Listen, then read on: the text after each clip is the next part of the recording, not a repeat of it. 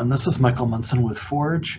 I wanted to just share one of the simple techniques that can help us deal with stress and anxiety and physical pain and emotional pain in this time where there's a lot of all of those things for many of us. I'm going to share with you something that I use frequently, and a lot of us may use, and we don't even realize that we're using it. I am no expert at it, but I wanted to share the technique, and you can go and learn more about it. So it's a technique that involves tapping. It can be a full-blown emotional freedom technique kind of tapping, or it can be a more casual tapping. Either way you do it, there's no right or wrong way to do it, but there's some techniques that we can use that tapping will help us calm some of those stressors, that fear, that anxiety, or even the physical pain that we might be experiencing right now.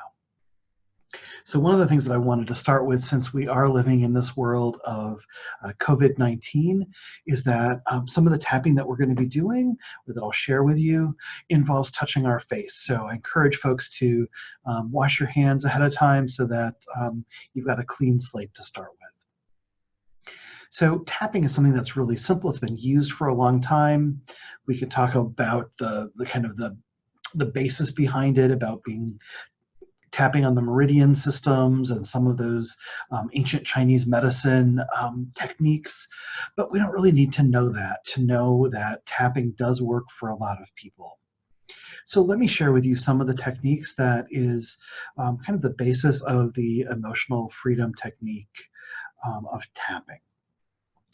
One of the things that we encourage people to do is to figure out what it is that is causing you stress or distress. So you may want to find a moment to close your eyes or gaze softly out into the distance and just check in with your body and feel what's tense or what's stressed or where your mind is going, and just pay attention to what that is so that you can hold it in your mind as we move through and consider moving through the tapping.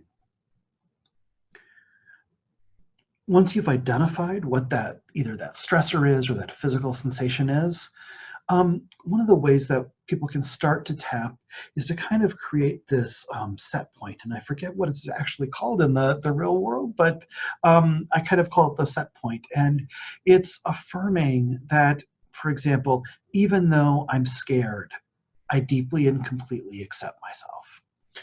And what's encouraged is that you use this point right on the side of your hand. So sometimes people call it the karate chop point.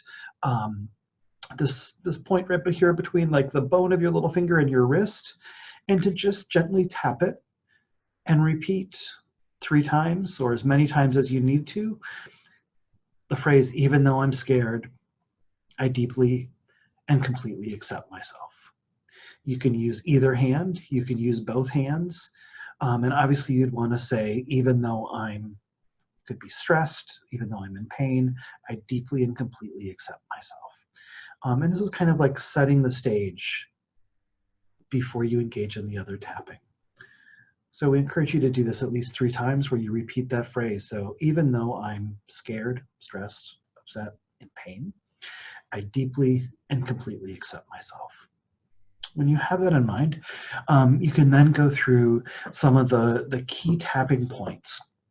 And there are a few of them. And again, there's no right or wrong way to do this. I'm just going to share with you some of the ways that I learned how to do it. And it's a technique that works really well.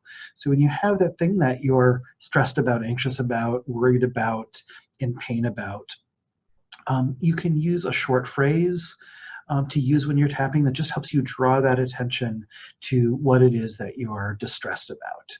So if we go with my example about being scared, when we're tapping on the points, we'll say this fear. So grab something that's, that you can say this pain, this fear, this emotion. And so one of the first places to tap is right at the end of your eyebrow. So not in the middle, but just right at the end of the eyebrow towards the middle of your nose. And so again, you'd be tapping here and saying this fear or this pain. And again, you can tap with both hands, you can tap with either hand, you can alternate. It doesn't have to be on both sides, but again, right at the edge of that eyebrow. The next point is right at the side of your eye. So kind of at the end of the eyebrow, but a little bit farther down. So right at the end of the eye. And again, you'd be tapping and saying this fear or this pain or this anxiety. So that's another point.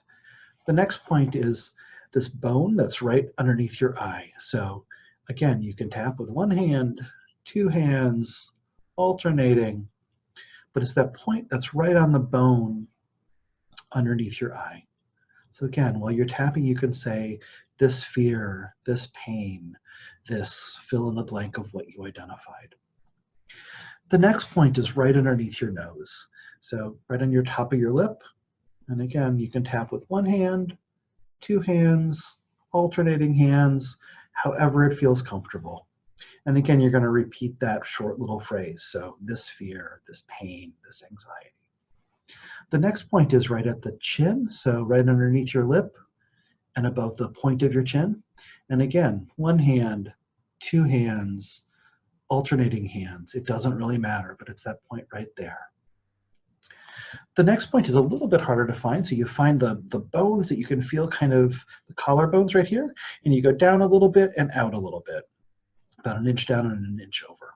And again, doesn't matter if you're not quite on the right spot, but again, you'd be tapping. You can do it one at a time. You could do it across if you'd like, but anywhere you'd like. Sometimes people, since this part is a little bit harder to find, will use their flat hand, so they're actually covering the whole space of where it might be. And again, while you're tapping, you'd be saying this fear, this pain, this whatever it is that you identified. The next point is actually underneath your arm. So if you take your armpit and go down about 3 inches, that's the next point. And again, you can tap there. You're going to have to use, obviously, the opposite arm. Otherwise, you're not going to be able to reach it. And you can choose to do both arms if you'd like, or just one arm. And then the last point is at the top of the head. So usually kind of in the middle of the head, kind of there, if you would imagine kind of a string going up to pull yourself up, that's kind of the point that you'd want to tap on last. And again, you'd be saying this pain, this stress, this fear, whatever it was that phrase was. And those are the points that are oftentimes used in the emotional freedom technique. So again, this was a really simple explanation of what it is. People can do it as many times a day as they want to. Sometimes it's just a good way to just kind of reframe your attention, as well as you might feel some really positive effects, some lowering of whatever it was that you noticed in your body. So if you were feeling scared, you might feel a little less scared. If you were feeling stressed, you might feel a little bit less stressed. If you're feeling pain, you might feel a little bit less pain. It may not happen immediately. It might happen the next morning when you wake up. But it's something that you may want to consider trying. There are lots of videos online that can help you learn what the actual technique is, from one of the professionals who do it all the time versus me, who just uses it as a consumer. So a technique that you might want to have in your toolbox. So check it out. Thanks.